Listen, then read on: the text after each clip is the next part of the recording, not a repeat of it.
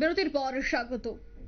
ভারত বাংলাদেশ সীমান্তে কাঁটাতারের বেড়া থাকার পরেও অবৈধভাবে অনুপ্রবেশ চলছে, বিশেষ করে রাজ্যকে করিডোর হিসেবে ব্যবহার করে প্রতিনিয়ত অনুপ্রবেশ অব্যাহত।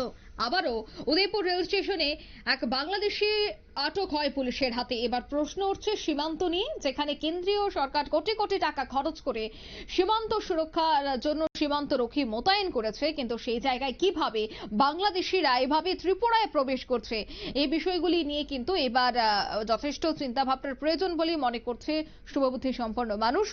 জানা যায় যে শুক্রবার রাতে উদয়পুর রেল স্টেশনে 4 শিশু সহ এক মহিলা এবং 2 যুবককে আটক করে পুলিশ, এবং তাদের মধ্যে একজনের বাড়ি পশ্চিমবঙ্গে আর অন্যদের বাড়ি বাংলাদেশে।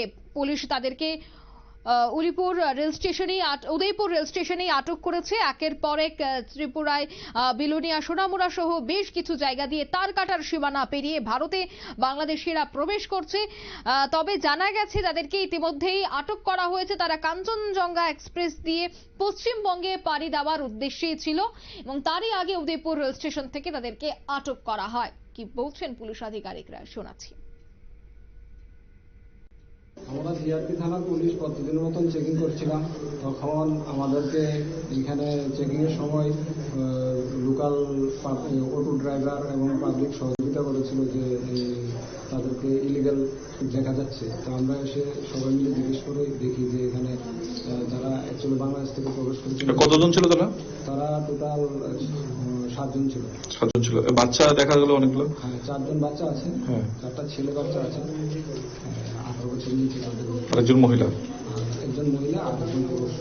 আরেকজন পুরুষ আছে এরবারে ইন্ডিয়া, নদীয়া জেলায়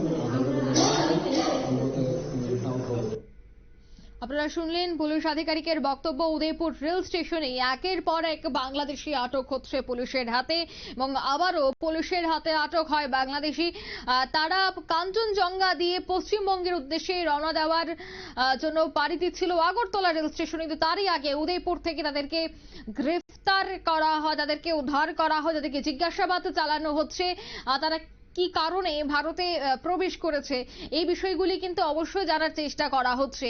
তবে আবারও কিন্তু প্রশ্ন উঠছে সীমান্তের নিরাপত্তা নিয়ে, কারণ বিএসএফ এর চোখে ধুলো দিয়ে প্রতিনিয়ত অনুপ্রবেশ ঘটছে। তবে কোথায় রয়েছে বিএসএফ, কোথায় রয়েছে টহল, সবটা নিয়েই কিন্তু প্রশ্ন থাকছে। নিয়ে নিচ্ছে ছোট্ট একটি বিজ্ঞাপন বিরতি, সঙ্গে থাকুন।